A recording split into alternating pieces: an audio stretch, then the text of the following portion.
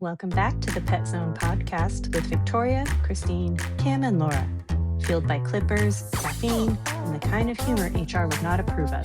Now let's jump back into the conversation. I shamelessly shout out amazing things that make my life easier, that make my job easier. I'm Yeah, gonna you know start what? with this That's a mobile great fucking idea, hack. Laura. Well, this Maybe is my somebody in first Germany shameless wants shot. it. This is my first shameless shout out. Right? I love me some protein shakes, and I live in a van. I mean, I don't literally live in a van, but when I'm in the van, I'm She in lives the in a van fucking down by the van. river.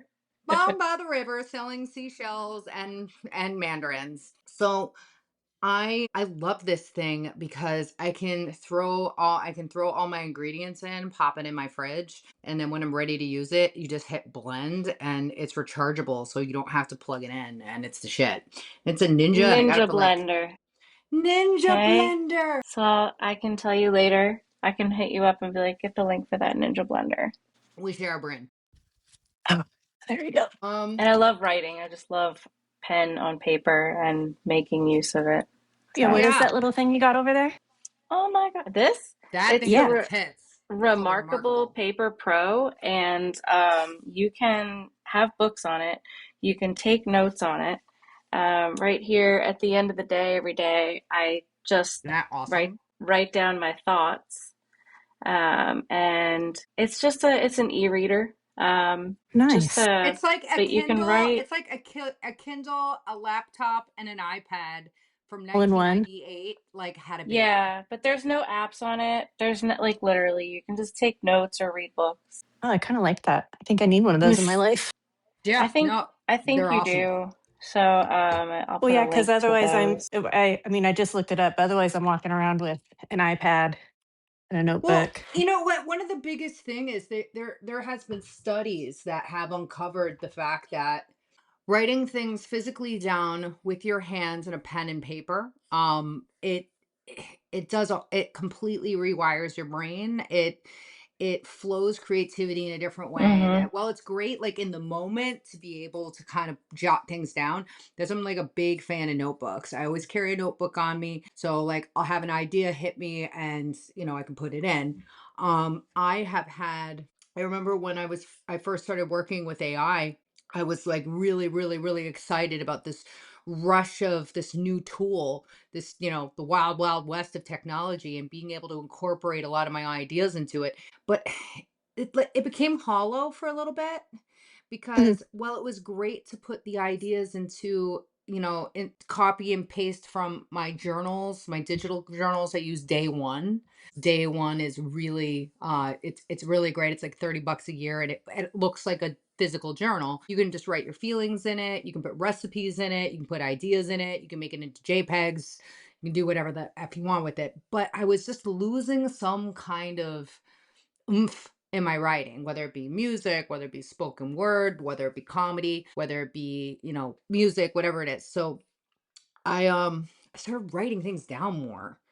And while it's daunting to have to write something down and say like, hey, I want to run this through a program or do whatever, but like that physical act of writing shit down, we cannot lose that art. We I've can't been let getting more sparks of creativity from just physically writing, and keeping track of, like, notebooks and different notebooks and things. And maybe I don't like the way I wrote the word, but I want it in pen. I do like just having this because I can erase, I can write in pen, I can select it to look like pen or pencil or whatever, and I can erase and redo and make it look pretty. And I don't know, it tickles my brain or massages yeah. my brain in a weird way. And then, like, just waking up and writing and just writing stuff down, jotting down thoughts has made me have a little more creative genius when I'm like off in la la land. When I'm dissociating, I'll be like, wow, that's a really good idea. And I don't Yeah. know, I think the writing. Yeah. Yeah, in terms of I'm really happy that Vicky you were available and Sarah that you were available. Yes. Me too. Me and Sarah are like vapid consumers. We're like independent research scientists when it comes to health and wellness. We will invest in all the things and test this shit out, and like we'll be on the phone like, guess what I just spent all my money's on? Like, guess what I spent all my money's on? And then we'll freaking train really hard, and then we'll test our data, and we are just certifiably nuts when it comes to Oh, health. speaking of data, Laura, you asked me about the Hume Health Pod or whatever, and Yes. I told you that it was terrible. And while it does, it puts me at 48 years old. I'm 40. It says I'm 48 years old. It says like I'm really fat. It doesn't match like my DEXA scan, but 6 months later, data, it actually I've gained 7 pounds of muscle in 6 months. Yeah. And I was able to go through and like, so while you might not like whatever it tells you where you're at your Girl, baseline, that looks like a credit score. That doesn't look like a life I, score. it right? says I'm in fair health. Like I'm Good. sorry. Excuse me. Yeah, Like what? you're not. You are Right. an So I excellent. told you this will upset you, the Hume, but what I did do with it was I collected data. I went and I ran a report from June through today, which Yeah. Mike got it for me for my birthday in June. And I was able to see that I did gain 7 pounds of muscle. I lost 6 pounds of fat, but I'm actually physically 5 pounds heavier. It's so cool. So like I was 145 pounds, right? Back in June. I'm now 152 pounds, but I've Gained all gained that 7 pounds muscle. of muscle. Well, we need to make sure we need to sound good for our thousands and thousands of fans and subscribers For that love us. thousands, it's about the millions. I'm not here for Oh, the so I'm thousands. sorry. I'm here I for meant the thousands of millions. millions. I meant hundreds Okay. of thousands of millions. Yeah. So, in lieu of health and all this, a quick backstory: me and Sarah have been teaching mainly just the subjects of health has been one of our biggest focus. For the past couple of years, we've taught a class called "Ow My Back," a class that talks about nutrition, way to apply things to your life, our own shameless results of things, our trial and error, our health tests, yoga, strength training, tai chi. Um, and swimming, preventative health care, all these things that you can do. And I think that what is just so unfortunate in life is from the age of 20, your teens to your like 20s, pretty much into your 30s, you can put garbage in the gas tank and run at 150% every single day, and you will have no issues. And that's how it was for boomers, Gen X, Zennials, elder millennials. Like it's just pretty much been our P's and Q's. Like we've been able to literally, you throw some Red Bull, have a pack of Newports. Like that was lunch. That was lunch for me. And it really wasn't an issue. And I have spent, like many people, a big chunk of my youth uninsured. There was a lot of confusion with healthcare, and when you didn't need it, you're not going to spend $500 a month for shit you don't need. So I had to be really mindful on preventative medicine. So when something started not feeling right, I immediately researched it to death. And once the internet became more internety, it became an excellent tool to work in tandem with your health. Now, what I've seen change in like the past 15 years is the teenagers and the 20-year-olds are not getting the same grace that we did. I am Yeah. meeting more and more 19 and 20-year-old men and women that are suffering from inflammatory diseases and autoimmune diseases, rheumatoid arthritis, osteoporosis, um, and just some have like the GI tract of like a 75-year-old man. I am going to disclose with this obviously because when this reaches our millions of followers, I'm not a doctor. I'm not here to give medical advice. I'm a health nerd with a background in both canine, feline, and human nutrition. And I've studied these things, applied these things to my life, but I am not providing anyone with any guidance. Always above most, check with your doctor. Your doctor knows more than me. And Insert that's the way legal we do. disclaimer here. Beep, beep, beep, beep, beep, beep, beep, beep, beep. Yeah. Beep, So beep. once I started noticing this, I started taking more of an interest in talking about it. And when it came to teaching on like the dog show circuits, I didn't want to compete for doing haircuts and the financials and mobile, because like there's some really great educators that do that. And we got the right people for the right place. But when it came to health, I was like, hey, if you're gonna let me teach you whatever I want, this is what I'm gonna go for. And then this grew into something that was bigger than me. And I partnered up with Sarah, and I was just like, hey, we should do this. And every year it got better, and we've decided to kind of take this in a different direction to reach more people and to help more people. Which I just try to talk very publicly about these things, and get together in groups and just let people know that they're not alone with all these things, and just offer information. You can, you know, there's so many facets to approach health and to talk about our health. And the one thing you need to know is you can't outpill a bad diet. You can't out overtrain a bad diet. If I think that I don't like to come as a health guru. I don't like to lecture people, because I've been that asshole and it's never received well. But what I do like to do is, nobody should be eating and operating their meat suit in a place of ignorance. I believe in informed consent, and you should know what's in your food. You should know what supplements to take in what order. You should have a blueprint of how to communicate with your doctor so you can work together as a team, instead of coming from a place of, you don't know anything, I know everything. Like that doesn't work either. So, it's that's pretty much what Ow My Back is about. Now Ow My Back has given birth to Oh My Back.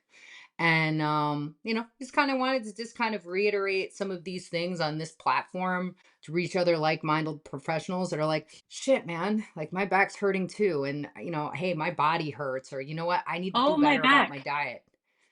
Oh, my back. The What's backening, great, the the comeback. backening, the beckoning. What I loved about having Sarah join me is she offered a different lens to people we could reach, because like we're both small business owners, both women. She's a mom, she's a wife, and she offers a relatability that more people can tie to. Me and my husband, dual Yep. income, no kids. So it's a different, like, oh yeah, The F you, you dinks. The skinny bitch. dinks You are were in born town. skinny, and it just adds a layer of relatability and understanding that, like, hey, we both put the same efforts. We both have different burdens. We both have crazy lives, but we apply all these methodologies to our lives and get the results. Yeah. Well, And And I you I talk were think a about it. big thing you for just, oops, I hate the go ahead, delay. I think a big thing you Victoria. said I know. was the effort. I think that's a key that most people miss in a lot of things is it takes effort. It does.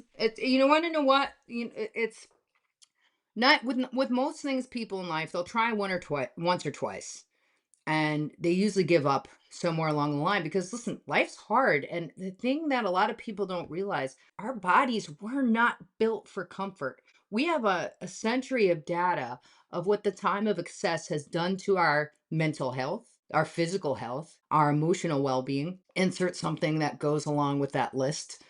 But things aren't supposed to be good. What happens to a lot of us when we get into our hopeless seasons where things are difficult, we're like, I can't wait for it to be good again. When it gets good again, the mind gets fatigued, it gets tired, you get sloppy. Like, we're not supposed to be in this time of excess. These meat suits, these bodies, they're designed for labor, they're designed for fast and famine, they're designed for hard work. And we're also designed for leisure too, but it's not supposed to be like 30 hours a day. it's Yeah, and there's we ordinary discomfort. and why this ties very beautifully to the mobile to a mobile, to a group of mobile dog groomers, is what was sold to us 15, 20 years ago when we stepped into this realm of dog grooming. Well, it's better for your body because you're not doing as many dogs, you're not lifting, and you have modern equipment that rises to grooming height, and this, that, and the other. So once I started paying attention to my labs, my numbers, and what's going on with my body when I thought I was healthy, I realized that mobile dog grooming is the worst possible fucking thing for your body, No. your mental health, and everything in between. Yeah, you're doing less dogs, but you're sitting for, even if it's 3-4 hours a day, that's 3-4 hours a day, and then you're standing, and then you're doing this movement, then you're doing this movement, then you're doing this movement, and then you're doing this, because it doesn't matter how much our table goes up, we do this. And so then we go to the chiropractor. We're educated, go to the chiropractor. Acupuncture, but we're going to keep drinking our coffees that have about 1900 calories in them. We're still going to be having an abundance of omega-6s in everything we eat, and wondering, ooh, my hands. Well, you know what? I guess it's time for hand surgery. I'm sorry. I don't remember like 40 years ago, 30 years ago, grandma going, "Oh, it's time for my hand surgery." You didn't hear healthy 50 and 40 and 30-year-old women in excess getting carpal tunnel surgery, or having arthritis, or having these issues. And now we have more women with osteoporosis and osteoporosis than ever. There's a lot of underlying causes to that, but again, it starts with a decline in nutrition, an increase of empty calories, nutrition deficit, and we're not using our bodies.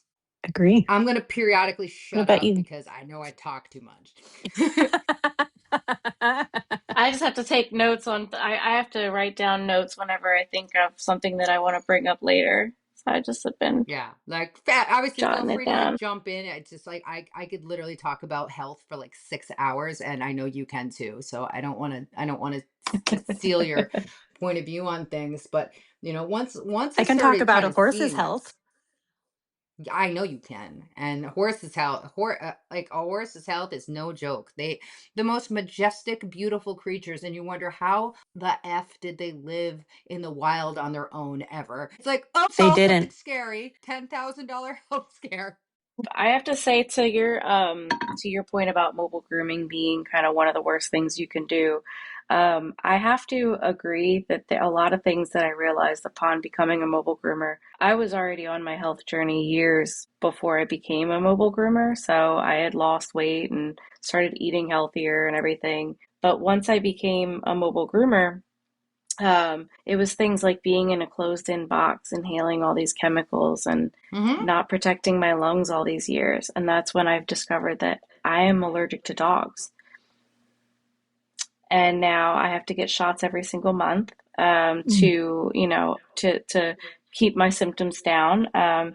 And wearing a mask, wearing ear protection, Yeah.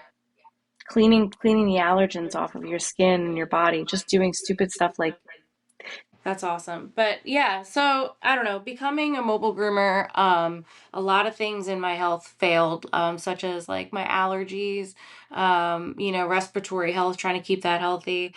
The using poor form in mobile, I don't know where it came about, but like I messed up my shoulder within 2 years of going Hmm. mobile. And I think it's just because you're in this enclosed space and you have to handle these like large animals, and you find yourself bending and twisting and using this to dry the dogs. Because I'm old school, I need a stand I dryer. know. I don't I put have a my stand hose dryer. right here, So and it go like right this. here, it's the worst thing. So I've been using that Artero neck one, and it just sits here, and Hmm. holy crap! So I I come love home and that. I'm like, oh, my neck feels I love that amazing. thing, but it's just like I got this scrawny little freaking neck, so it just It and just tilts. and like my one of my assistants, like she's got a thicker neck, and she has the exact opposite problem. Like she can't like adjust it. And she's like, if I slide it over, it just starts indenting into her throat.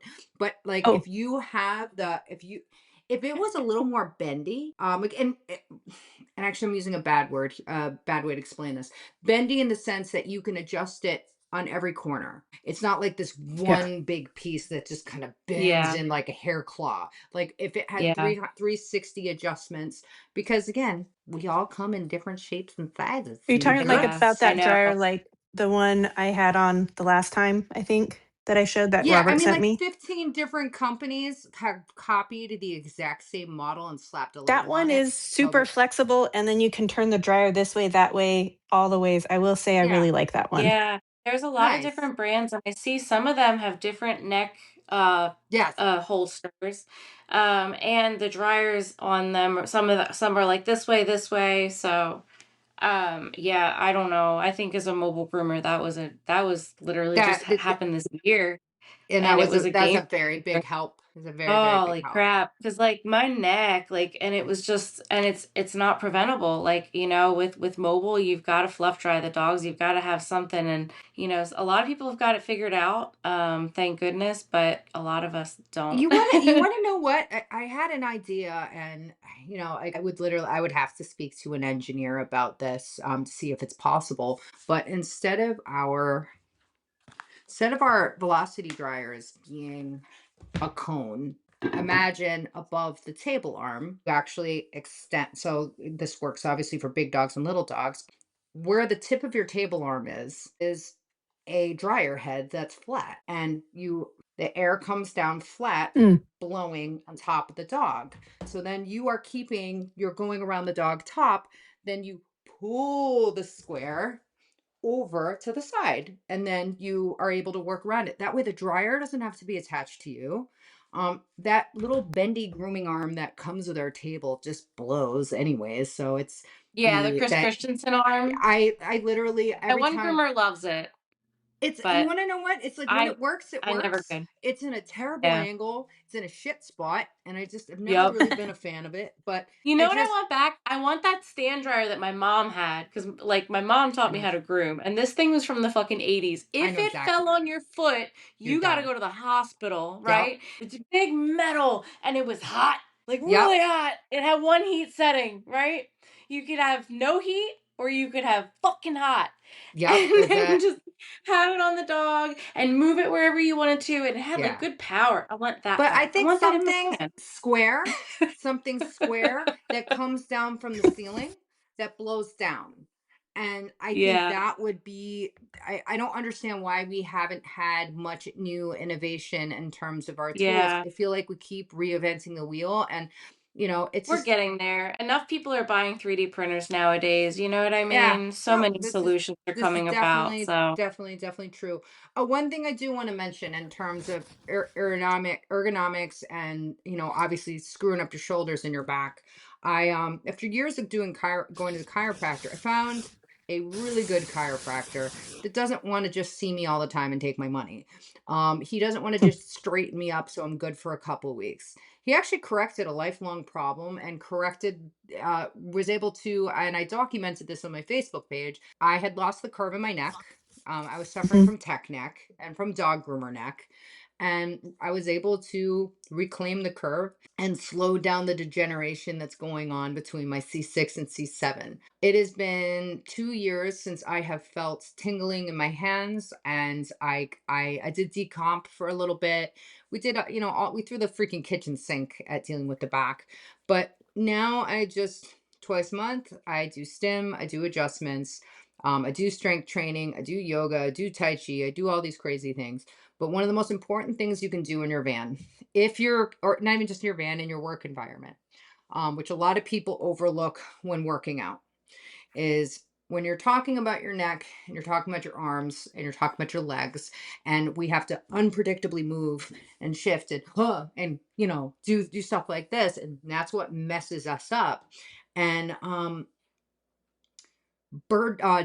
dead bug and bird dog is probably the best way you can start your day. If you're comfortable with your floor, get into the bird dog. You're on all fours. You put opposite leg and opposite foot out, and you extend. And then with the dead bug, you lay on your back. You put your hands up like you put your hands on handlebars, and you put your legs up, and then you extend your arm and your opposite arm, opposite leg, bring back, and then you bring it back into place. And those two exercises, when you're doing it in like a dynamic fashion, and we're talking 5-minute warm up before you start your day, you're strengthening your trunk. I don't want to say core, because this is not core work. It's strengthening your trunk. When your body is learning that these limbs are separate from the back, that you can move your arm and do what you need to do, and you're not jerking your neck and jerking your back. And just that correction, in my day to day, has just changed my life so much. The other thing, and me and Sarah talked about this in our class, is mirror movement. So if you're doing this 1,000 times, this is our shave move, okay? I'm not jerking off an elephant. Oh, This is sorry. I was not. like, oh, insert dirty joke here. I was waiting for it to happen. So when you're doing this movement, and then I try to switch up arms, my arms that I don't need to do with precision work. Sometimes I'll clip with that hand and I'll dry with that hand to switch it up. So then you're taking the power blower and you're doing this. Okay, so you're doing this, and then you're taking the sprayer and you're doing this. Then you're holding and gripping, and then you're combing, and then you're brushing. So you're doing all these shaking moves. You need to, what you do on one side of your body, you need to repeat on the other side of your body. Mhm. Because otherwise, if you take off all your clothes, everybody, you can take off all your clothes now if you want to. Just turn your cameras off, just because YouTube probably wouldn't like that. So, this isn't the Kendra cam. You don't need to Don't stand judge up and me. show us everything. He's judging you. He's Look so at judging your me. body in the mirror and stand up straight. And you can look at where your shoulders are, and you'll see one all jacked up here, like you got trapped so high you can't even hear shit. And then the other side is like, That's and why I injured this shoulder. Because exactly, it was this arm is strong. All these muscles, these quick twitch muscles are very strong on this arm, and this everything. Usually, all of my injuries and deficits and tendinitises all happen on this arm. So I know, like you talked about in the class, that you need to go through and make sure you repeat those motions on the other side. And yeah, that's tedious. So like what everybody can do, that's actionable right now to help that is just train your left arm or your other arm, your non-dominant, because we're not all right-handed. But just train that to do the things too, have it dry, have it brushed, yeah. have it You clipping want to just repeat it as much as as possible. often as possible. Share the load between So both arms, and this is where it I'm helps. lucky. I was born left-handed and taught to do everything right-handed because yes, I Same. brush and comb with both hands, Nice. everything with both hands Oh except my for gosh. scissor with my That's right good. hand, even though I'm a lefty. I cannot scissor Yeah, with well, my and left Yeah. hand. also with horseback riding, you're controlling a very large animal, and you are having to use both your left side of your body and your right And side of every your part of your body, and body sometimes at the same time. Yeah. independently, So that, opposites, while tightening your core and doing this and doing that all at the same time and hoping and praying it all works in that split second. And all the horse people should know you work the horse's muscles the same way, equal amount of yeah, times, or your horse is lopsided. yeah, exactly. So Mhm. these are important exercises that you can do that can prevent overcompensation and undercompensation on other side. I love that. I didn't know that about the horses. Yeah, Mhm. that's That you really, had to do that's cool. I know, you're not supposed to, and this is where I learned the term. Someone explained it to me after moving to Texas. The term rode hard and put up wet. somebody said that about my Right? I shoes. thought it was dirty. And No, it's a horse. A it's wet horse is a horse that it's a didn't get sweaty its cool horse. down after. Yeah. Yeah. Right, it didn't get its cool down after being worked. And I'm sorry, what happens when you don't cool the horse down? A million things. If you don't warm them up and cool them down, a lot of times their muscles will tighten up, tense up, and they can actually go into it's called tying up, something where I can't remember. I'm gonna have to look that up. Hold on. Keep talking. Let me look that up. We need 'Cause a see, I don't do moderator. Do that we to have a my budget? Do we I have don't a do that to my do we have a horse. do we have a Our budget's in budget the for a Right, deficit. moderator yet? Fuck. No. right. Someone who can Plus, get us information on the fly. You know what? painful muscle condition causes Alex, you'd be cramping, great stiffness, for it. sweating, reluctance to move. Yeah. Mm, mm-hmm. Yeah. So, External rhabdomyolysis. It gets bad. ooh, They actually end up probably needing to go to the hospital when that happens because their whole body will freeze up. That's why they call it tying up. Every muscle will contract, and they're so mm, dehydrated that a lot of times you have to send them to the vet for a very expensive IV thing that may or may not save their life. wow. Or you Yeah. could just Yeah. treat them like they're not tools. Yeah. Exactly. So Yeah. yeah. So I think it's what happens to a groomer's body, honestly, just a lot slowly, like much I more mean, slowly over listen, time. when Think I was about in it. my 20s, and in my 30s, I would spend thousands upon thousands of dollars on making sure my equipment was maintained by the best. and that I bought the best. And I would then, whatever was left over, nourish myself with Red Bulls and Newports and freaking New York City dollar slice pizza and halal. No Mm. shade, those things are all great, but it's just how the mentality goes. And the trouble is we're never really properly educated about food, about what its role No. is. Food has been, whether you're loaded or you're poor or you're in the middle, food's comfort. Food is comfort. And it's not put there to like, oh, I need my body to be big and strong. I need to feel good. It's I had a hard day. I want to feel good right now. Sometimes that's the only dopamine rush you get. Like, I mean, obviously, so many Americans are on the standard American diet, the sad diet. But most dog groomers, they be on that, one meal a day diet, but in a horrible way. So, One meal like, a day they'll be that came from Well, starting. and it's 7-Eleven. terrible that the food that they put out, like the horrible thing that is that the food that they're putting out and that people go to grab, it is releasing dopamine. Yeah. And most of us dog groomers are neurodivergent and we are chasing dopamine. Yep. Yep. So like it's not their fault. It No. wasn't my fault. It wasn't No. your fault. It's There's there, we it's we were not really given the tool. We were like, every generation had its own shortcomings and its own beneficiaries. But like at the end of the day, when it came to food was just not something we were super educated about because we've been coddled more and more so generation after generation to, Mhm. man, the companies make the food and we don't have to freaking hunt. We don't have to think about any of this stuff. This is just yum. And this is whether you're a vegetarian, whether you're a vegan, whether you're carnivore, whether you're keto. If you don't unpack the ingredients and research, you could be sold a health product, and that health product has compromising ingredients that aren't found in nature, that mess your brain up, that mess your gut biome, and back screw. in the day, those Atkins things, those Atkin bars and all that, like Mhm. I was kind of younger, I was like a teenager, but I watched my mom and other groomers like at work, you eat those and like they tear your gut up. Like, the thing, if you have too many sugar-free things, you're gonna like run to the bathroom and have like Yeah. diarrhea. So and these were marketed for people to be healthy with. And we still had the problem of the binging, so people can't just take a little bit of those things in regular serving sizes, and use them appropriately. Those also get abused. Yeah. Yeah. No, it's this little at the end of the one thing I that I always like to emphasize on is I like to share with people like things that I do or you do or that we do. But like everybody's body is different. Yes. And we're not all the same. So like I always hate it, like you should do keto, you should do carnivore, you should eat 3 times a day, you should eat Yeah. 1 time a day. My husband, he needs to eat once a day.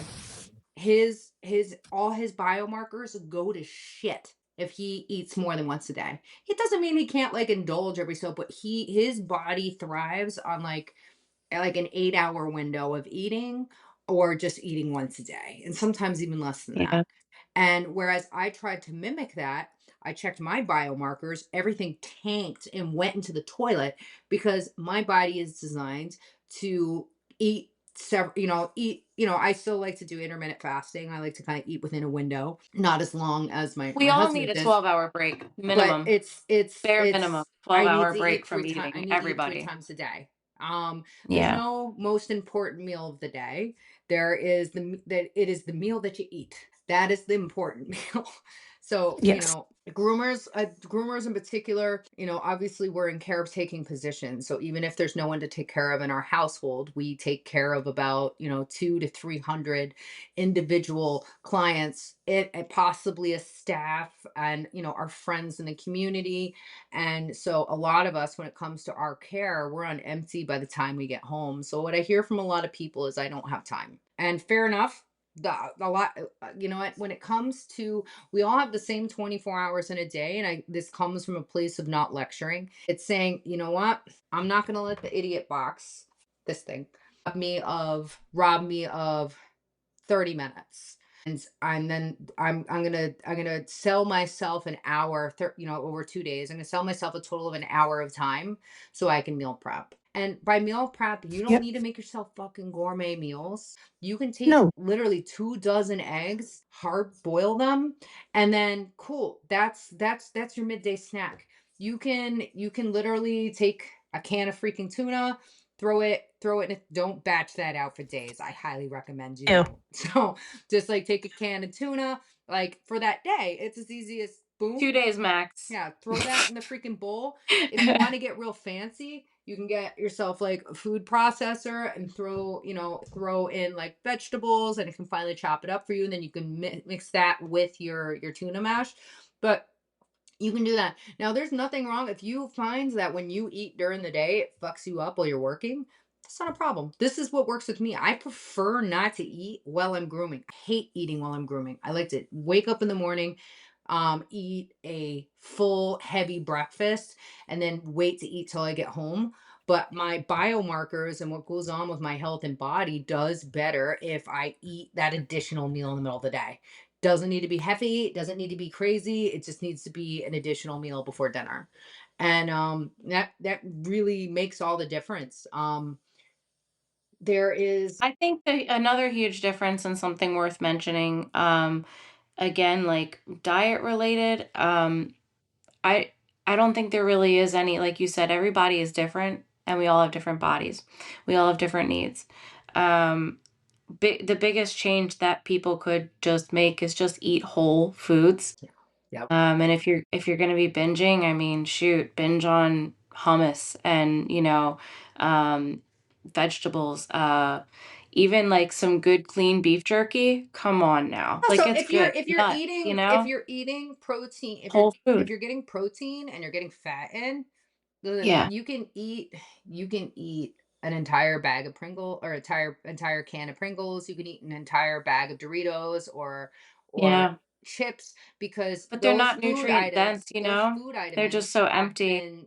been scientifically adulterated to turn off hormones in your brain Mhm. that tell you you're They tell full, you that you're full, and and they're they fire flavors up that are ghrelin, not. which is the hunger hormone. Yeah, and they're So flavors they that just don't make even you exist repeatedly more in hungry. there's flavors that don't even exist in nature. So it really, Yeah. really, really fucks us up. It fucks the dogs up. It fucks everybody up. So with that being said, try overeating a stick of butter. It's not gonna happen. Ugh. Try overeating, a 3-ounce piece of steak with a side of vegetables and some butter or some cream added to it. You are going to be full. And now all this sounds boring, and I just want to disclose the fact that I eat chocolate cake.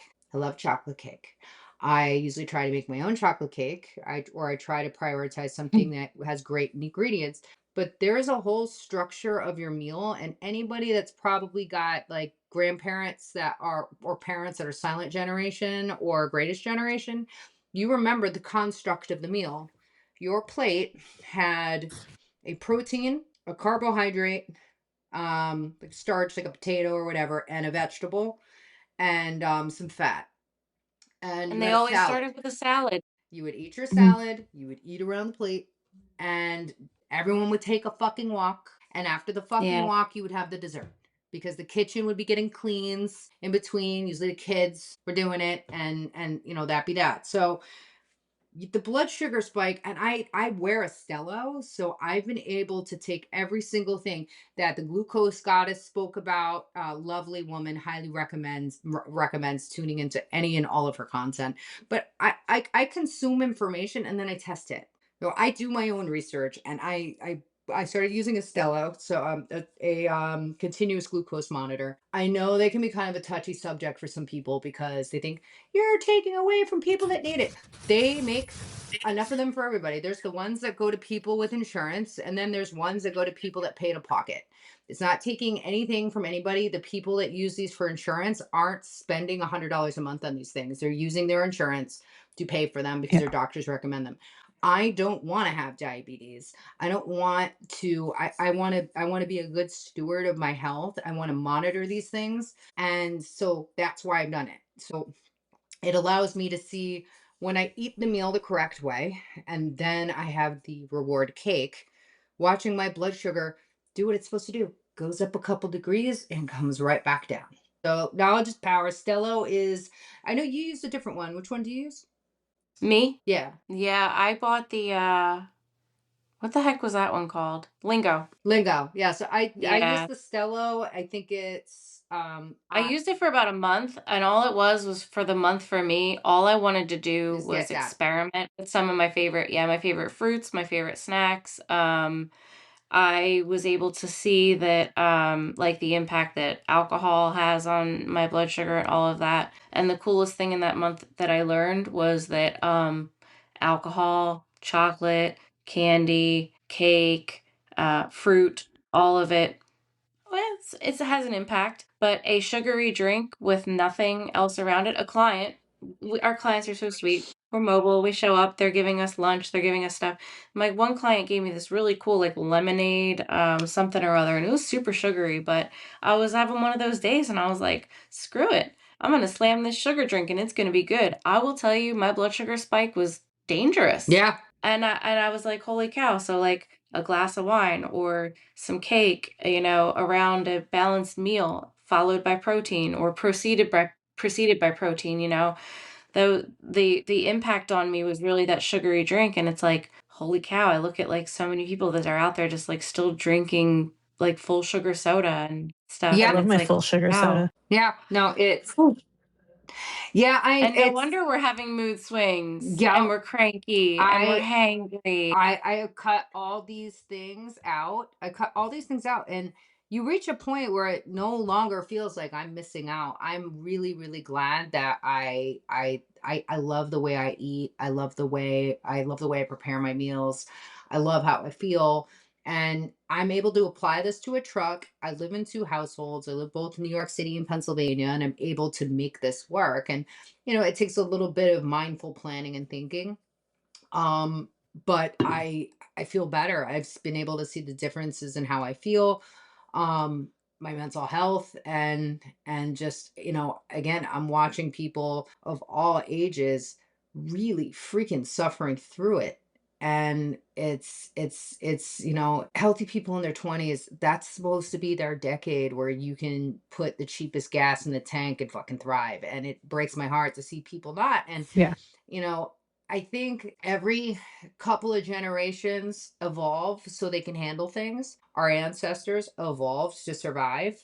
A lot of the mutations that we all have today, they're mutations that might be inconvenient for modern life, but they're what kept us alive.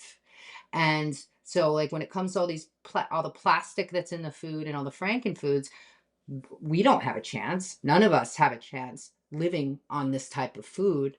Our children may not have a chance, but maybe their children will, their organs will, have evolved to be able to process, food that isn't food, and be able God, to. Red no. dye I number hope 40. not. Has anybody ever seen that movie?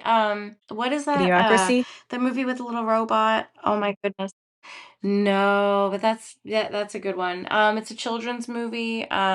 With the iRobot. oh my God, the no. But the people in this movie have evolved over the years to do nothing but lay, and they have these like pods that take them around this spaceship, and the Wally. people, they have no like no muscle. Wally.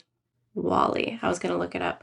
And these people have evolved to just be carted around on like little pods, and when they can't stand up because they're all jello, like they don't have like and they're all round.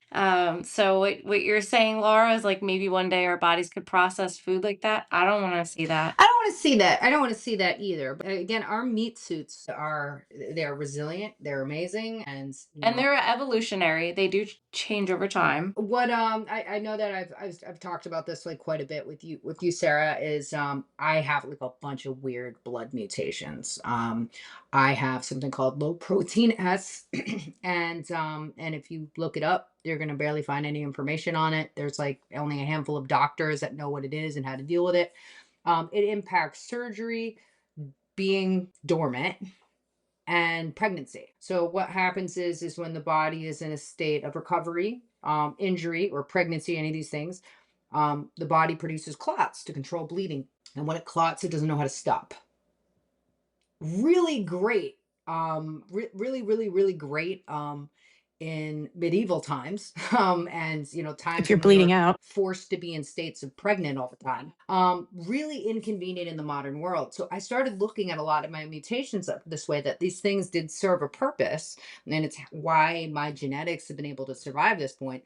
You unpack it a little further. I really struggle with ferritin, and it's something that I highly recommend. There's so many women that suffer with anemia, and some their iron levels are normal, so they don't catch the ferritin. And so if you're not like if you don't have a slight background of the understanding of the two and knowing how to advocate yourself with your doctor, they'll just run a regular blood panel and they'll say, hey, your TIBC, your saturation, and your iron's normal. And then you have your cycle and you have your period, and then all of a sudden your ferritin flatlines, and then you start dipping into your iron. So it depends on what part of your cycle you're on, if you're ovulating or if you're not, or if you're past that point of what those numbers would show.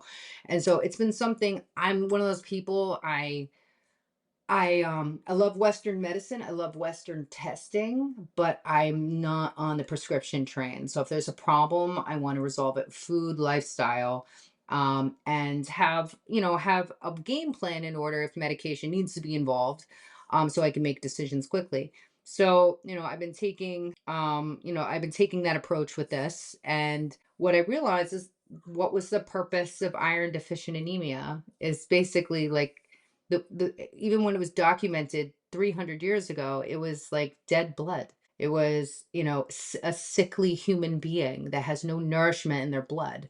And what would be the purpose of something like that in evolution? When when shipping and trade and exchange really erupted, 15th, 16th, 17th century, so did pathogens, illnesses, and sicknesses. And so, a lot of, just again, so anybody that was just being subjected to lots of people and new things being shipped and delivered, a lot of people are getting sick. If you don't have a lot of iron in the blood, the pathogen won't attach to the host. That fucking nuts. Like, that Yeah. is absolutely not. Now, it doesn't mean that you don't get the flu. It doesn't mean you don't get a cold, but from an evolutionary standpoint, it was put to protect that. That's why we don't store iron. That's nuts. Absolutely freaking nuts to me. So that's the way I like to look at, life's, when you feel like nature's D student, like, why do I exist? I like to unpack it that way. So if this is something that you are struggling with, if you notice, like, right around January, February, March, you feel sluggish and you feel tired, like, it may not just be seasonal depression. Your hands feeling cold, your toes feeling cold, it may not just be seasonal depression. That circulation issue, that's your body's defense mechanism saying, all right, we got to shut down freaking all the lower levels. We need to preserve the heart, we need to nourish the organs, and this is what we got to do. There's so many different ways you can go about dealing with. You can go to your doctor, you can get an iron infusion, and while you've been brought up to the correct numbers, then you can maintain it. And if you're a woman that's actively menstruating, during that bleed week is when you really need to focus on taking whatever your doctor recommends for an iron supplement. I take iron bisglycinate. There's a lot of other different forms. Everybody has their own issues or sensitivities to taking iron. But something that does also help is knowing that when you're taking non-heme iron, you need to know that coffee, tea, any kind of caffeine, dairy, milk, magnesium will compete with absorption. You need vitamin Hmm. C to appropriately absorb iron. So, like, every other day I take iron bisglycinate, and I'll eat a mandarin orange and I'll take my iron, and then I won't take any supplements. I won't take any electrolytes or anything until at least like 1 or 2 hours, and that's when I'll have my big breakfast. That's when I'll have my dairy and all my fats and stuff like that. So, it took me like 2, 3 years of just researching and everything. And I see great doctors, but sometimes they're programmed to address the problem when it's a problem, not when it's prevention. And so, they'll let a whole year go by and you're in a critical number again. You're like, why is this happening? They're like, it just happens. So many people have it.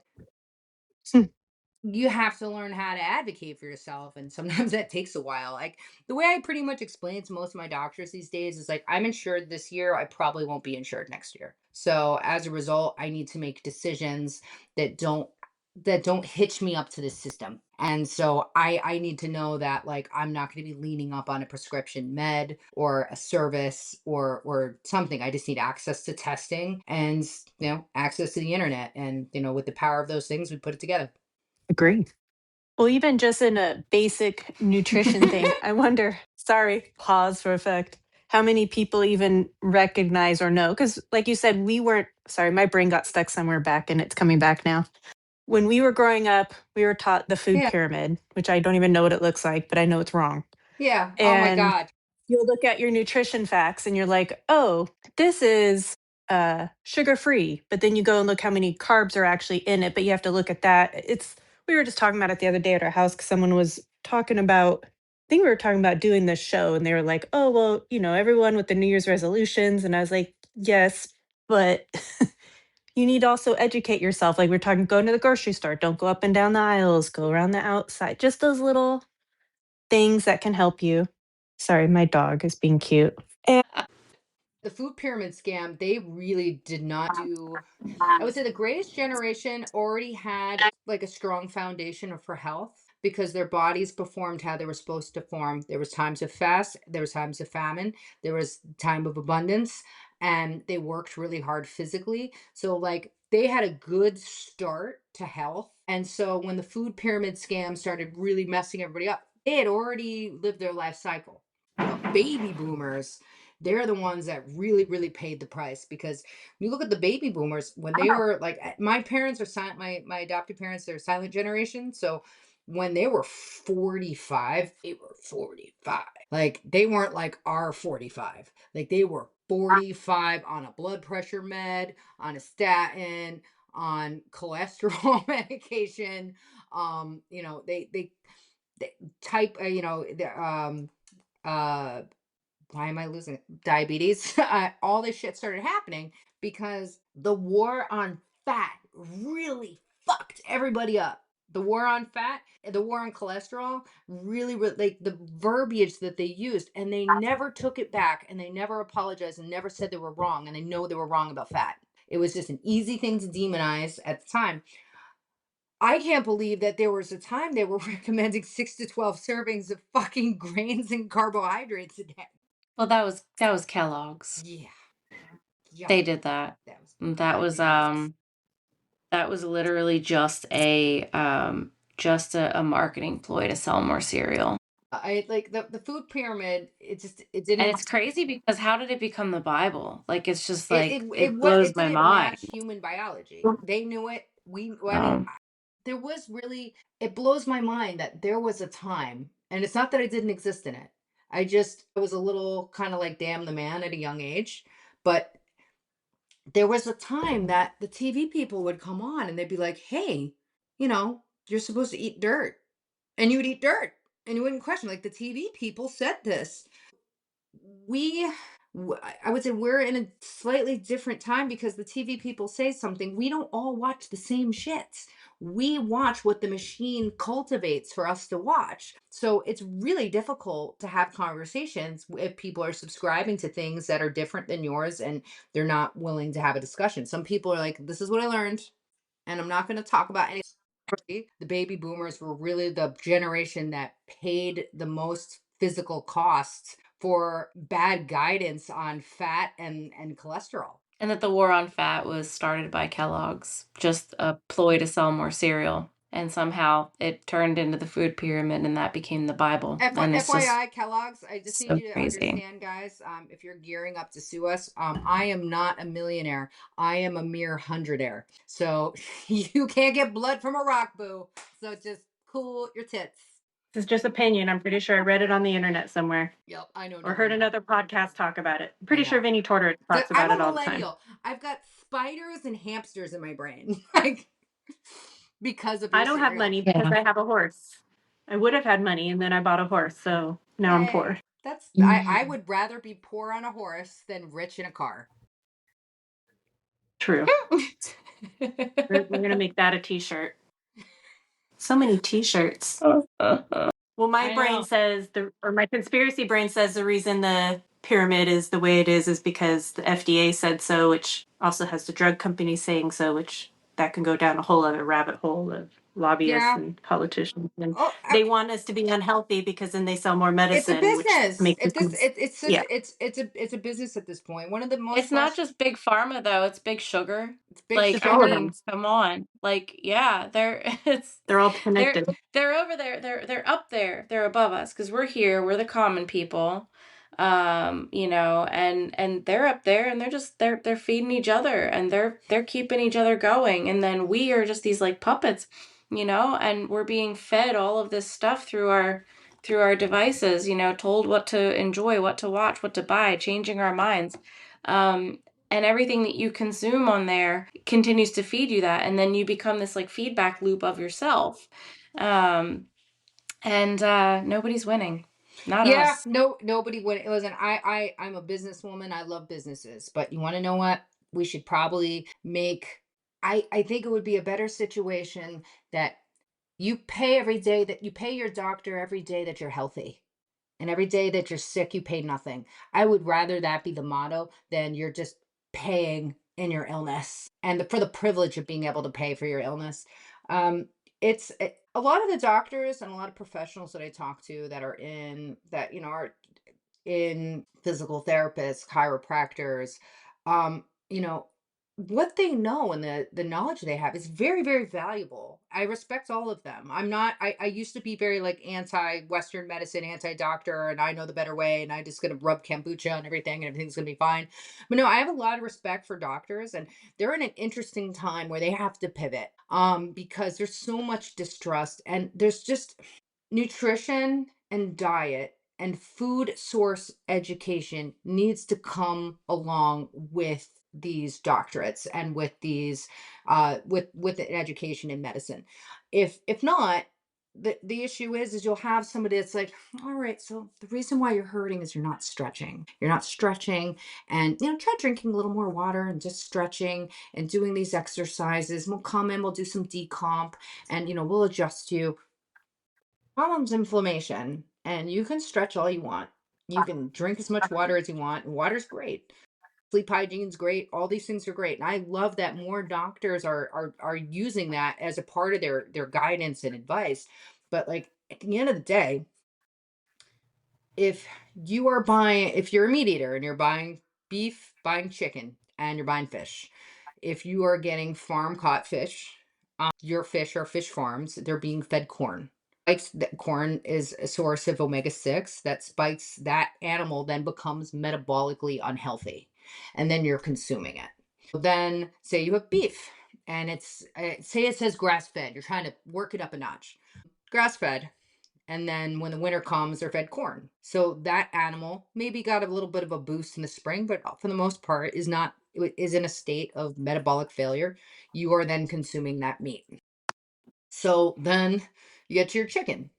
Even with me, my chickens, there is a $120 difference between my organic feed, which is stuff they'll naturally eat, including the bugs they have access to in the soil, and the kitchen scraps.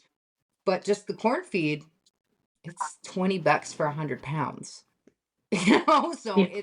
so if you're eating an animal that's metabolically unhealthy, um, then again, you are going to be in a state of inflammation. Now, inflammation, I have a tendency to take things to extremes. And so, like, I monitor all my biomarkers really routinely.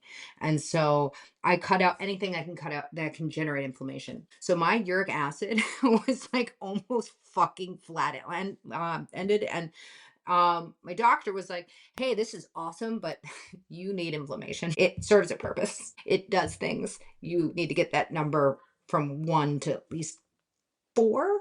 And so I let a little bit in. But like it's having an understanding of your baseline and not just going on guided, just blindly saying like this is what they say is good for me, so that I'm gonna take it. That's just not enough. When it comes to vegetables, when it comes to fruits, and it comes to all these other things, we eat for comfort. We don't eat with intention. And listen, there's nothing wrong with saying, hey, I want to eat an entire freaking plate of raspberries and blueberries. Like these things are good for us. But when you're eating in season and you're eating with intention, berries are a summer thing, and they provide energy. They have a lot of great antioxidants. But if you're eating them in abundance year round, even with the fiber, with nothing else surrounding it, you are going to get a glucose spike. These are little tiny things that start to chip away at your health. So, you have to really kind of, I don't when I tell people these things, it's not to say like, "Oh, you don't know these things." Any idea how freaking hard it is to just learn these things? It takes a lot of research because there's a lot of bullshit out there. So everybody wants to now sell the most healthiest thing.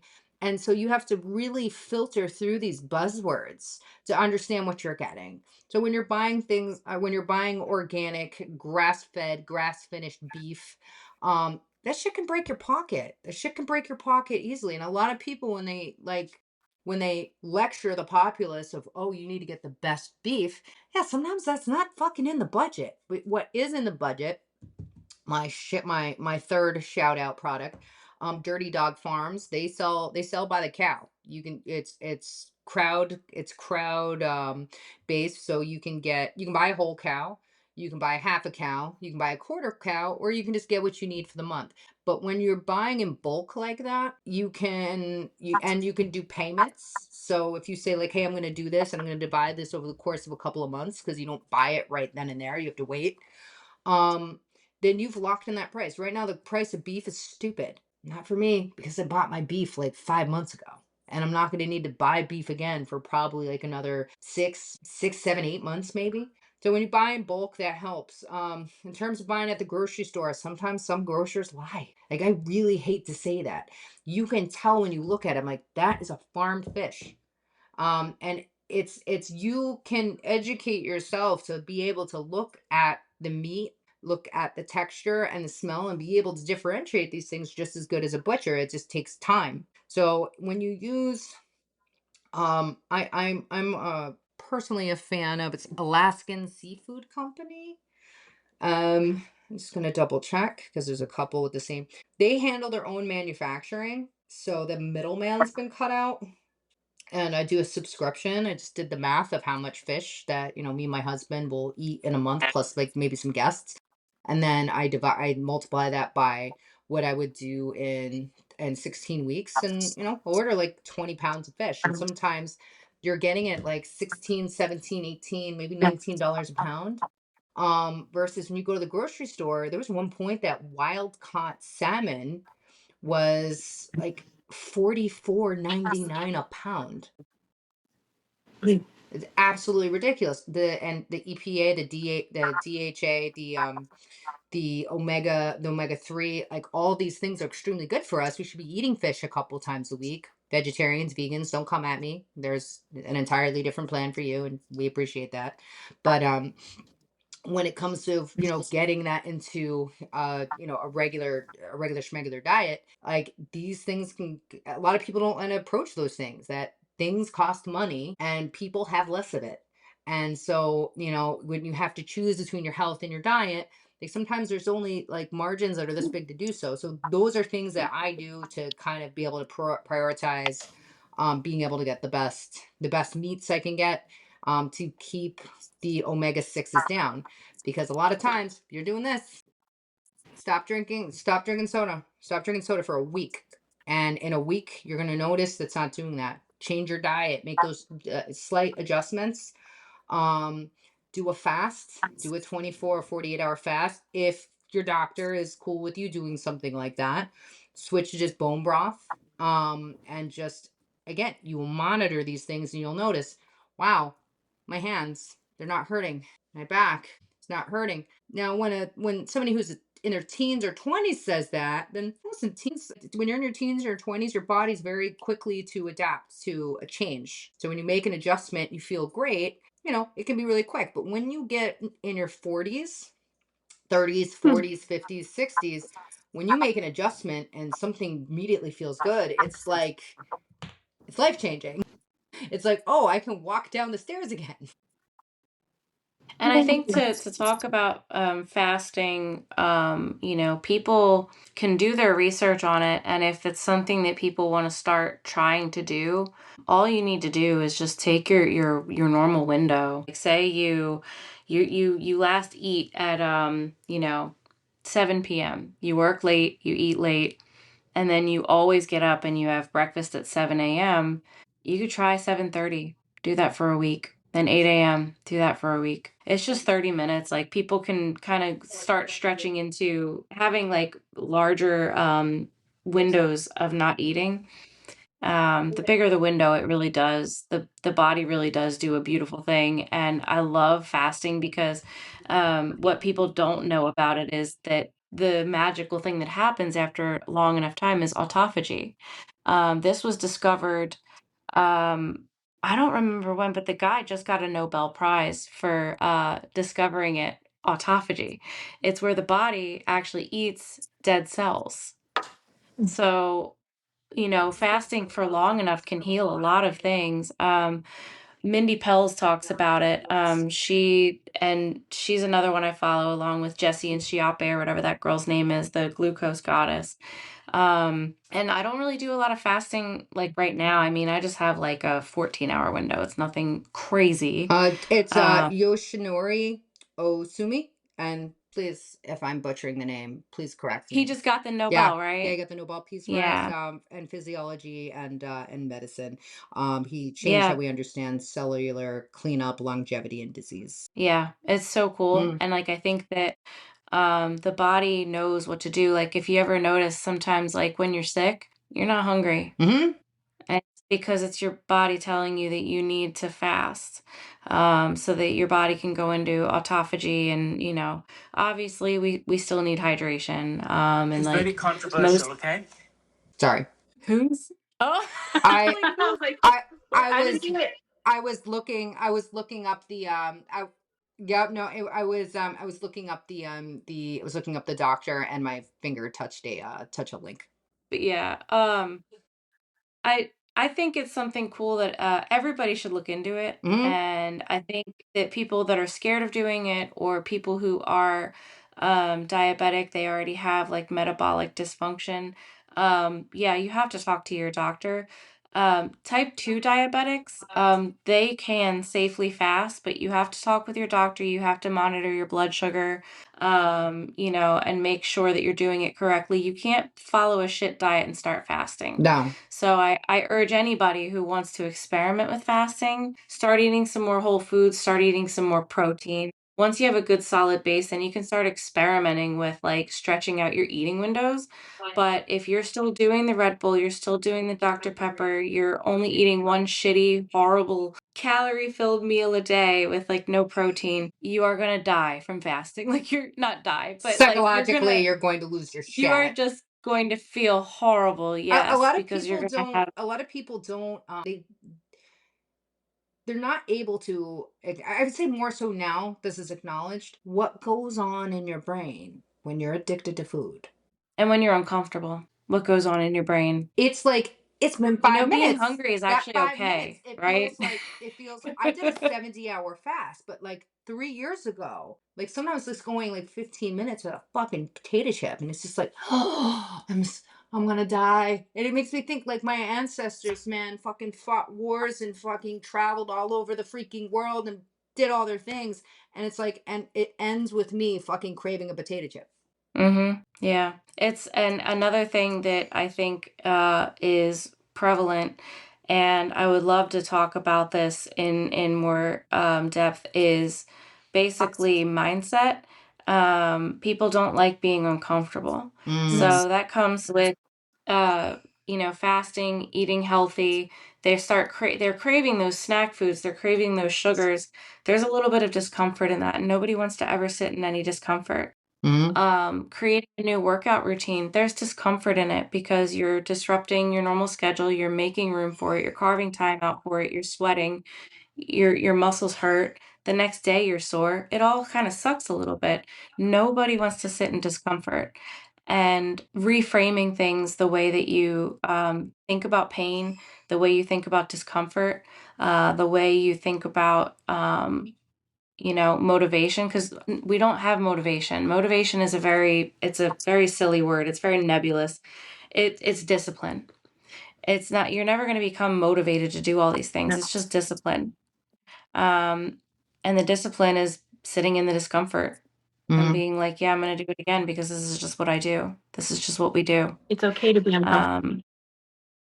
It's totally okay to be uncomfortable. I don't think anybody is, I think a lot of people these days are just not okay with being uncomfortable. Yes. Maybe it's a younger generation thing. Yeah, I think, I mean, honestly, I don't even think it's a young versus old thing. I think that it's anybody Because I mean, boomers are suffering from it. grew up Fellow 60, millennials are like you suffering grow, from it. anyone who grew up from like the 50s, I'm sorry, the 60s onward, like we Yeah. don't have food insecurity. We don't know how, and I would say Yeah. even more so, I'd say something that, that the 2000 babies onward, I would say our generation, we're a little bit on like, in the middle of a Right. timeline, Yes. generation Goonies. But one of the biggest issues is we don't know how to be bored anymore. That Some too. of the most greatest music and art and ideas and medical breakthroughs happened as a result of boredom. And you think of the fun things we did as children, the fantasies we came up in our minds, the things we wrote all stemmed from boredom. And we are completely deficit in that as a society because we have all these things constantly stimulating us and it fucks with our dopamine. Yeah, it does. Yeah, people instead of, taking the time to, I think, taking the time to just use your brain instead letting the TV, the phone, the iPad, the computer tell you what to think, how to think, disconnect, which disconnection's great. Disconnect when you need to. But sometimes you need to use your brain, engage it so that you can get the creativity flowing, which then gets everything else flowing. But that's Yeah. even, never mind. Yeah, well, I mean, you have just like you have autophagy in your body when we recycle cells. Here's the understanding of also the use of AI and smart tools and using software and technology to assist us in our day-to-day lives. You, there is autophagy of the brain because the brain is a muscle, and if you're not using it for things that are hard and challenging, then you get frustrated, and then it gets quoted as Yeah. anxiety. It's not anxiety. You need to use your brain. You need to get frustrated. Like, I think that's probably one of the most misunderstood with the attention deficit disorder generation, wave one, is that we were put into a box saying, hey, this is how we learn and this is how we study, and we're I'm more so, well, I have a lot of different views on attention deficit disorder and my own personal opinions. Yeah, I think it's something that is a natural curiosity that affects a different part of the population, that we need to engage in our environment. We need to learn differently. And because we didn't fix with that fit in that box, then they medicated us. And then that generated a whole other side of issues, is that the world isn't built for us. And that's the biggest problem. I think that as the elder generations kind of tap out of running the world, then there's going to be us running the world. And I don't know about y'all, but these complicated, unnecessary forms of bureaucracy and paperwork and annoyance, that's the first shit going in the incinerator. I'm like, hey, let's make this easy. Let's make this a button. Okay, that's how we do this. Press the button, boom, done. Something I didn't want to forget, because when you were talking about autophagy and diabetes, there's a doctor that I highly recommend everyone follow. His name is, I'm gonna Dr. Fong!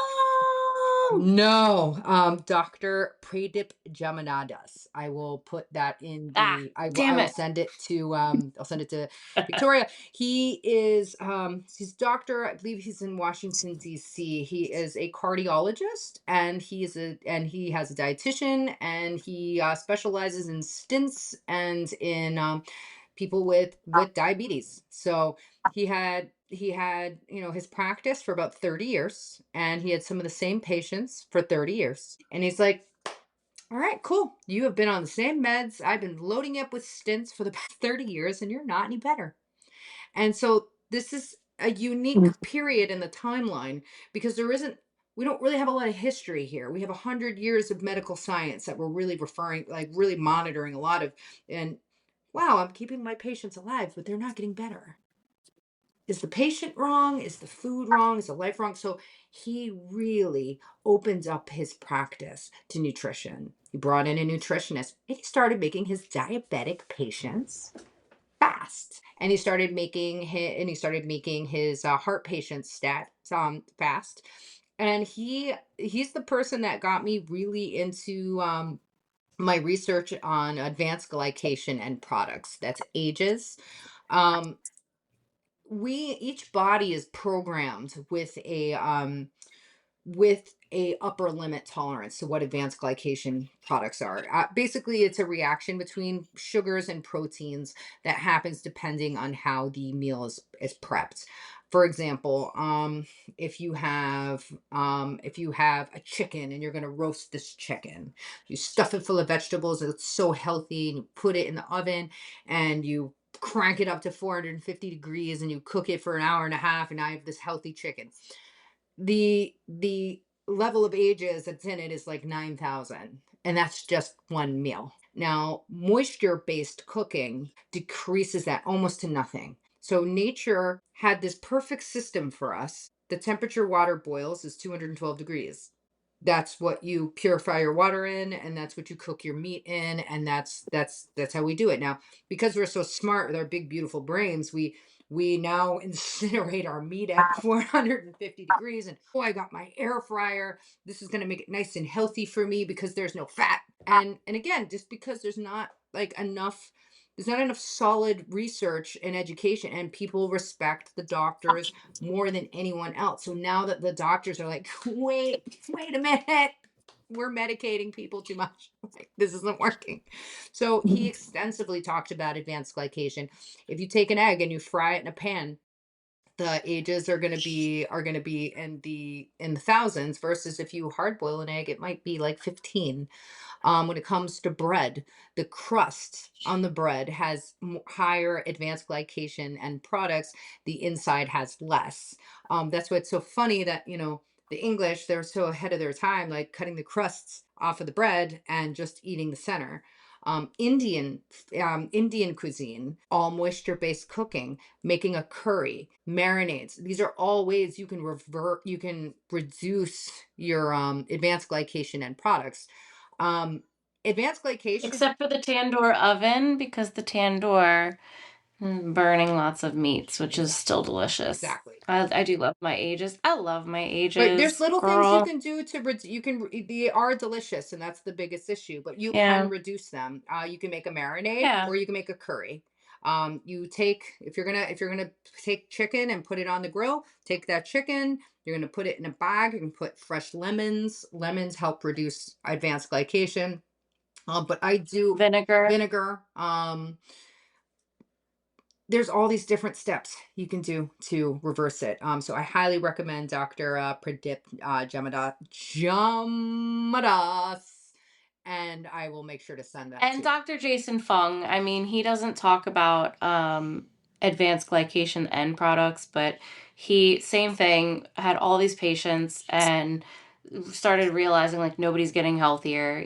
They're still having high cholesterol and type 2 diabetes and PCOS and just all these like metabolic disorders. And he started having people fast, and that was like, game changing for him, that he was reversing his type 2 diabetes. Now this is type 2 diabetes. Type 1 diabetes is a whole different beast. This is where your pancreas doesn't do what it's supposed to do, and you were born that way. But I'm talking strictly about people who've put themselves into or had a family predisposition toward, going head fast into metabolic disorders. Yeah, I mean, he changed the lives of so many people, and his book is called The Obesity Code. Yeah. I'm familiar with that book. Yeah, it's a great book. And it'll blow your lid, you know. Yeah, well, it's also it's understanding that, pain, it isn't mechanical. And your chiropractor, your physical therapist, your all of these specialists, what their training goes to is that, oh, this is mechanical, we're going to address this mechanically. And I use all these people to run my life. I use them supplementally. I don't take nutrition advice from them. Some you can. Like my chiropractor, he's kind of subscribes to the same kind of crazy that I do, so we get along very well. Um, but it's metabolic. That's what pain is. It is metabolic.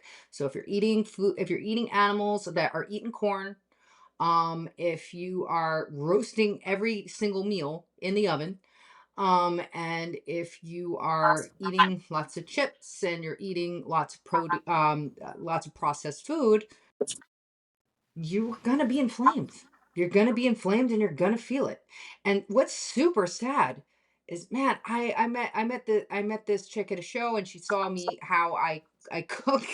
I could bring a cooker so I can steam my food so I can eat mindfully even when I travel.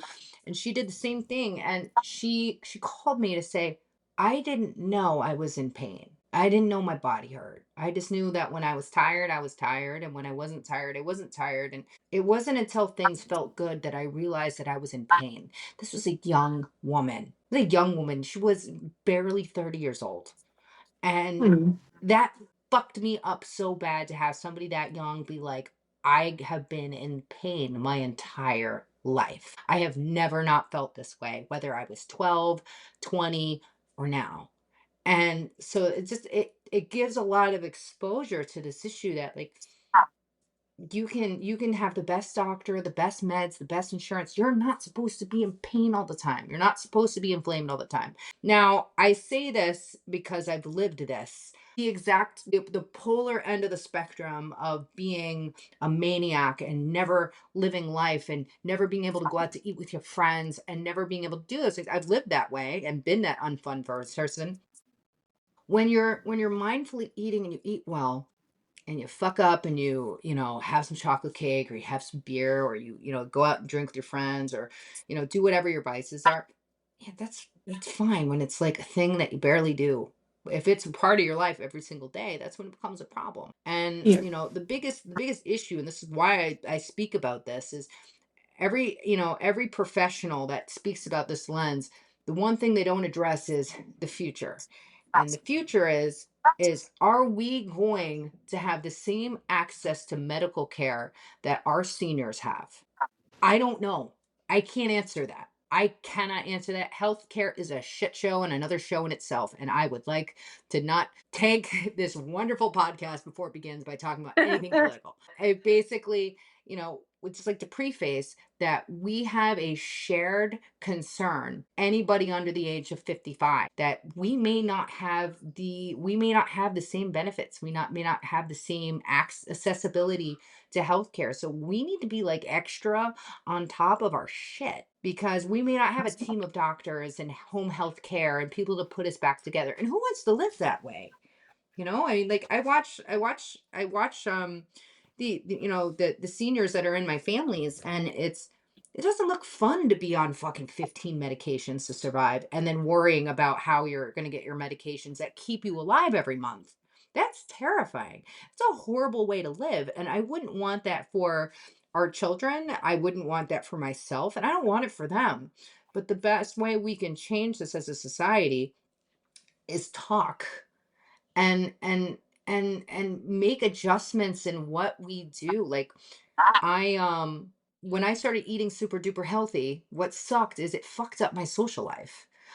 Because I wasn't going out to eat with my friends. I wasn't going out and having drinks with my friends. Communal eating is so beautiful. I love when, even whether it's shows, whether it's freaking concerts, going to a friend's house, I don't want to be that dick that just, is lugging my cooler around and having to. No, you want to eat, like, I will eat my fill. And then when I'm with my tribe, I'll eat the healthiest thing I can eat. I won't talk about food. I'll just enjoy them and I'll enjoy the community. And I think that's something that's really big that needs to be worked into this is that, abstaining from eating badly doesn't mean you need to withdraw from being social. And I think that's what's really hard on a lot of people when they make these changes is like, I feel great, but I'm really alone. That is a given. I make it a point where I really like cooking for other people because I like cooking for other people and watching their faces of just like, oh my God, this is so good. And then the next day, like, wow, like I feel really good. And sometimes it might be like 3 or 4 days later, like there's a difference from what I ate with you 3 days ago and what I've been eating for the past couple of days. And I think that because we become so consumed with being busy and performance and food just being a comfort thing for self, that we've somehow kind of lost the connection of just how to be able to just kind of change eating to not just be something that has to hurt our bodies and our livers. And if that makes any sense. So yeah.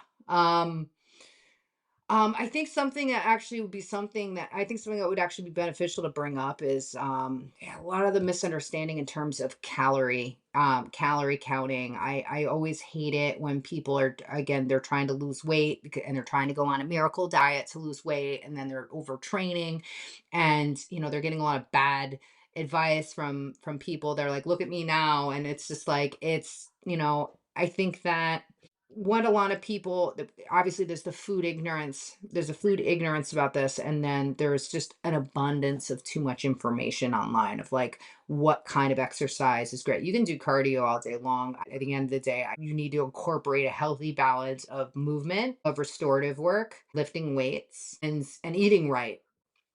So I always hate it when I see people like, yeah, I cut everything out of my diet and I'm just eating like this and that. I'm eating at a 9 and 1,200 a day calorie diet when you're used to eating four. And obviously when people see the number four, they get really disgusted with themselves. But again, a lot of the food has nutritional value, and so the calorie content is really high. And just like a bag could be 1,000 calories, and you just consumed it, you couldn't stop, so then your body is not going to stop being hungry until it's gotten a smidge of the nutrition that it needs. Then having to reduce your calories with the mindset of what you were eating before becomes really challenging.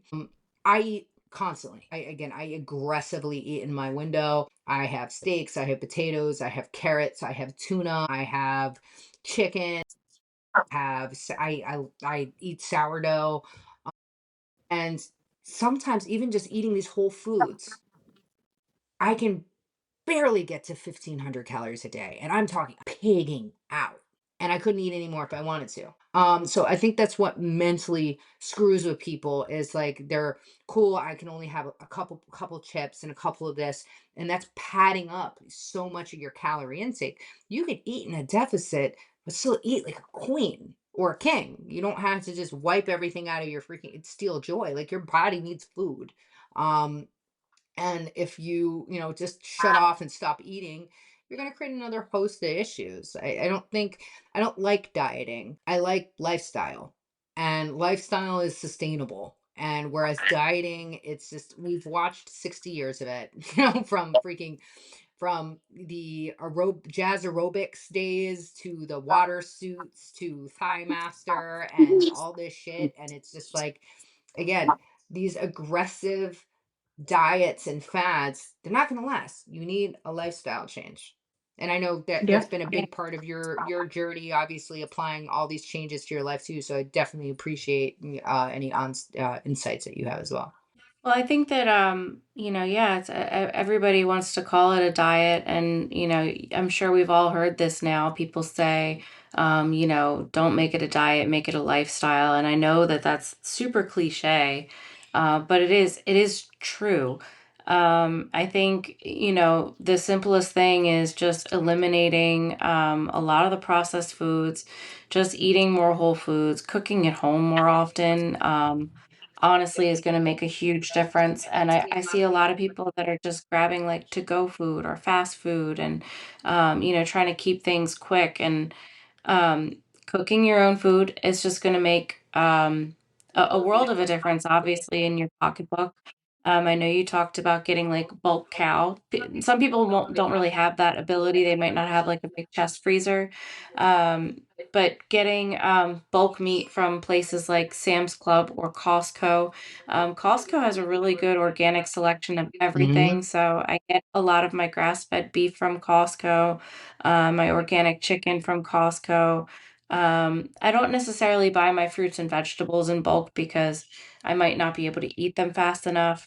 Um, but I visit the store a few times a week. I do grocery pickup or I'll do grocery delivery. That's another way to like save your time. And then if you're not actually walking in the store hungry, you're not gonna likely grab those snack foods that are really attractive, that are on the edges of the aisles, and it's like, very enticing. So I love doing my online grocery ordering like on my phone. I either do Smart. grocery pickup, grocery Yeah. delivery, because half the time I do go in there, my ADHD brain can't keep me like in one place, and then I'm hitting the aisles and I'm like, oh, that's neat. Look at those little chips, or oh, look at that. Oh, they're snap peas, and like, a lot of the stuff you think is healthy is not, but it's easy to want to buy it when you're walking around. So um, again, like just going on my HEB app or the Kroger app or wherever you live, everybody has grocery delivery. And if all you have near you is a Walmart, they do sell produce, and you can, I don't recommend getting your meat from Walmart, but again, if it's the only thing available to you, try to go to the organic meat. Just eat more whole foods, and yeah, I don't know, I kind of lost my. No, it's all good. The other thing is eating in season. If you got Yeah. little ones, berry picking. Go berry picking with them. Get some extra little hands. And blueberry season is usually end of the summer. I literally I will pick fruit that I end up freezing. And I know there's a lot of people have a lot of things to say about the nutritional stability in the freezer. It stays. Frozen freezing blueberries that were picked during season are healthier Hmm. than the organic blueberries that are sitting in the shelf, because regardless of what man does to make nature do what it wants, the fruit is going to fruit. And when it has a purpose, and it has a timeline, and it has a season, and the blueberry season wasn't supposed to be 12 months out of the year. It is supposed to be a window of about 8 weeks. um same thing with strawberry picking. It's actually a smaller window, and it's really, really, really fluctuates on the weather. If there's too much rain, it messes it up. But just again, getting on the ground, getting your feet in the dirt, getting in a squatting position, and just picking berries and doing it with kids like that. That again, that act of being in the sun, like doing this at like 9, 10 o'clock in the morning. It's hard work. It's not easy, but that's what we're built for. We're built for things that are hard. Then you've got all your berries for a year, and you don't have to do it all in one haul. You can say, cool, the next 3 weekends I'm going berry picking on Saturday between 9 and noon, and get 30, 40 pounds of berries. And again, if you don't have room, you'd be surprised what you can find on Facebook Marketplace of people getting rid of freezers. And I'm trying to think what else. That's how I got my garage fridge Yeah, freezer. That's where like I get fit all of my it. bulk meat, and drinks are out there. Yeah. Obviously beer, but extra waters and stuff for the kid. I think everybody needs Yeah. a No, you garage if you or if you can basement do that, fridge. if you can do that, other things you can do to save money but not sacrifice quality. Frozen vegetables, things like Hmm. sweet potatoes, the broccoli florets, because again, there's a season for it. And again, it's when these things are frozen and in the fridge, you're not paying that premium because it was picked at its prime time. So these are just all little adjustments that you can do to kind of improve kind of what you're putting in your gas tank. It doesn't mean life doesn't need to Well, be and fun. Victoria said it earlier, and I know this is a really simple hack, but she had said, shopping from the outside of your grocery Hmm. store, that is huge. And I think I don't remember who said that. I don't know. It's advice from pretty much any dietitian will tell you, like, stay out of the middle of the grocery store. Yep. Obviously, your freezer section, you can go in there and get your, your frozen stuff, but you've got your bakery and your produce and your deli and your meat and like all of that. Like, just make a circle around the grocery store.